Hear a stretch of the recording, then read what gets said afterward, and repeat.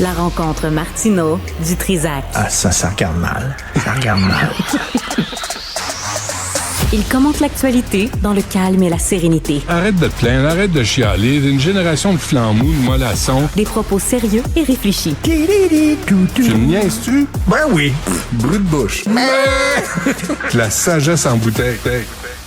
Charles, bonjour. Salut. Tout ce qu'on va dire, évidemment, c'est bien pâle comparé à ce qui se passe actuellement sur la scène mondiale. C'est l'Iran, là. C'est pas n'importe quoi, là. C'est l'Iran. L'Iran, ils veulent pas négocier avec Israël. Ils veulent pas négocier la solution à deux États, tout ça. Ils veulent transformer Israël en stationnement. Ouais. Ils veulent exterminer. En parking. Ouais. C'est tout, là. Ouais. Fait que là, le boule, puis... Joe Biden vient de dire à l'armée américaine d'intercepter les missiles qui s'en vont vers Israël. Donc, les États-Unis s'impliquent. Est-ce qu'ils vont envoyer des troupes au sol? Tu sais, ça c'est rendu ça gros, risque là. De dégénérer. C'est gros. Oui, non, c'est énorme comme nouvelle. Et tout ça, ce que je disais avec Sophie, tout ça à cause... Le déclenchement, c'est le 7 octobre 2023. Ben oui. Et depuis là, on a laissé des manifestations se dérouler à Montréal, des cocktails Molotov sur des policiers, des propos haineux, des discours haineux religieux. On a toléré tout ça. Puis là on prétend encore qu'Israël est l'agresseur. Ben, tu sais que le 7 octobre, il y a des manifestants qui invitent à célébrer. Le 7 octobre, c'est lundi prochain, à célébrer le massacre. Ouais. On va célébrer. Moi, c'est drôle. Je regarde, là, moi, j'ai pas vu de célébration, mettons, de manifestation pro-Israël qui ont fini par des vitrines cassées. J'ai pas vu ça. Ouais. J'ai pas vu de manifestations pro-Israël. Pour célébrer la mort des Palestiniens. Célébrer la mort des Palestiniens. Pas vu ça. Célébrer la mort du chef du Hezbollah. Pas vu ça. Ouais. J'ai pas vu ça dans la rue. Ouais. Mais l'inverse. Sans gêne. Sans aucune gêne. Sans gêne et sans policiers. Tu sais, ils sont 50. Ils sont 50 à tout démolir. Comment ça fait qu'ils sont pas sur écoute, ces gens-là? Il y a un gars qui s'appelle Mahmoud Khalil. Il est à la tête de Montreal for Palestine. Oui. C'est des baveux anglophones, d'ailleurs, tu sais. Il se promène, j'ai vu une vidéo de lui, là. Il se promène dans Concordia, puis il va voir un étudiant israélien, juif, puis il traite de fucking faggot. Puis il y a un gardien de sécurité à 10 pieds de lui. Il fait rien. Il dit rien. C'est délicat. C'est délicat. Imagine-toi une manifestation dans les rues pour célébrer l'anniversaire du massacre de la Grande Mosquée de Québec. Imagine-toi une manifestation dans les rues pour célébrer Poly, le massacre de Poly. Ouais. Ça devrait être interdit. Qui célèbre la mort de quelqu'un? C'est indigne, c'est indécent. C'est sûr qu'effectivement, il y a des Gazaouis qui sont morts, il y a des Libanais qui sont morts, mais il y a une différence entre... Même si ça fait pas grand changement pour les victimes, on s'entend, mais une différence entre des dommages collatéraux d'une guerre. Sais-tu combien il y a eu de civils morts dans la Deuxième Guerre mondiale? 45 millions de civils morts. Ça arrive dans des guerres. Mais de dire, on va faire une opération où pendant des mois, on va construire des tunnels, 80 km de tunnels, c'est plus long que le métro de Londres. 80 km de tunnels pour aller tuer des enfants devant leurs parents, des parents devant leurs enfants, d'aller violer des femmes, etc. C'est pas la même affaire.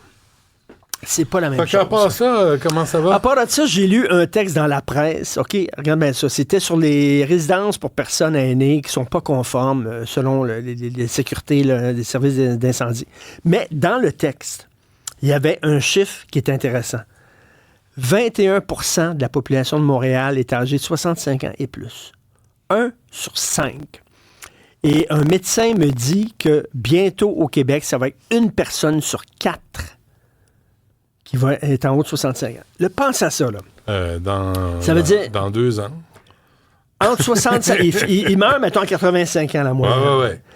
Entre 65 et 85, tu les payes à rien faire. On va payer une personne sur 4 au Québec à rien faire pendant 20 ans. Ces gens-là vont pendant 20 ans aller dans le système de santé parce qu'ils ne mourront pas, mais ils vont avoir toutes sortes de bobos parce que les gens vivent plus vieux, mais ils sont malades plus longtemps. Fait que là, les gens fument moins. On le fait avec les sénateurs. Pourquoi on ne le ferait pas avec les...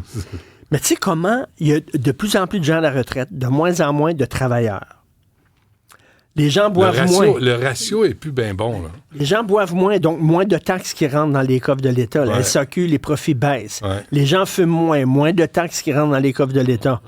On ne peut plus taxer et imposer davantage les gens parce qu'on est déjà taxé et imposé.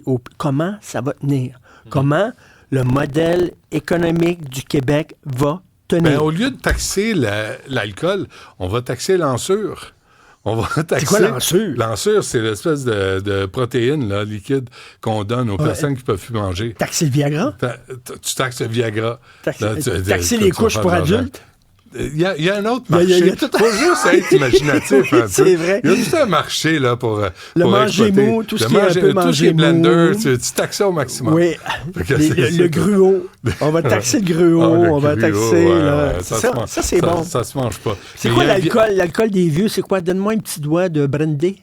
Ouais, je sais pas. C'est du brandy qu'ils boivent, là? Ou comment le truc de menthe, là? La crème de menthe. La crème de menthe. La crème de menthe, ça, je sais pas. Mais tu l'as, l'affaire, toi. Ben oui, il y a tout un marché de petits vieux. Le bel âge. Tu sais, le magazine, je sais pas si ça existe encore, mais tu taxes ça au maximum. Ils t'ont pas appelé encore faire le front? Là, je fais le spread. Mais je vais prendre une de tes idées qui était une des grandes idées que tu as eues dans ta vie. T'en as eu, mais là, je la change. La crème de menthe pré-grenée. Pré-grenée, OK. Ça, tu voulais le gin, la crème de menthe. Oui, bien, c'est parce que le marché du gin est un peu saturé, tu sais. Fait que là, il faut un stunt, il faut quelque chose de particulier pour vendre ton gin. Ben oui. Tu sais, c'est pas assez mettre le gin Martino, mettre le gin... Wayne Gretzky. Wayne Gretzky, non. C'est le gin, le Nungava. Pour qui était trempé. Ah, OK, c'est correct. On recommencera pas. Mais le gin grané, je suis sûr que ça ferait fortune. Ben oui. Puis ça donne... Non, la crème de menthe. Ouais, parce que là, ça va être en hausse. Ouais, c'est très sucré, la crème de menthe. Mais c'est vrai, il y a un vieillissement de la population. Puis il va falloir s'adapter. Un Montréalais sur 5. Ça s'en vient. C'est énorme, là. Ah, ouais. Mais il y aura des pistes labs pour les marchettes. Ça, c'est bon. C'est la bonne nouvelle. Ça, c'est excellent. M'en viens chercher la commande. Ôte-toi du chemin. Bon, c'est tout. Merci, Richard. Salut. Merci, Mme Villeneuve.